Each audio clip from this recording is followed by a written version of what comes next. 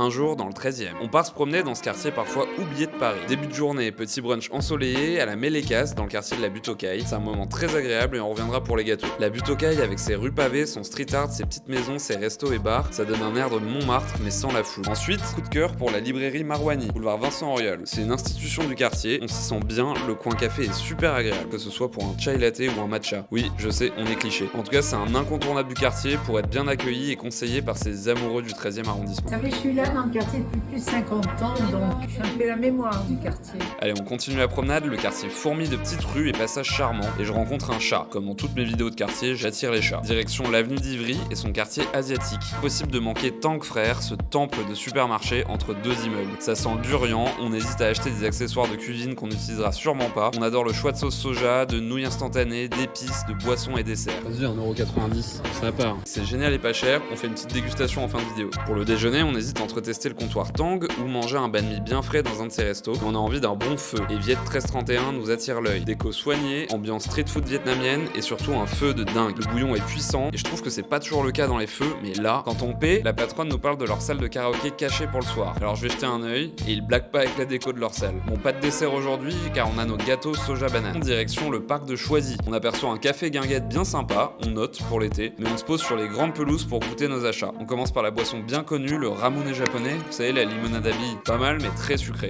Ensuite, une canette de semences de basilic. On n'invente rien, c'est écrit là. Et ben en vrai ça va. Vous voulez qu'on aille où la prochaine fois? Si vous avez aimé, abonnez-vous et on raconte tout sur Paris Secret.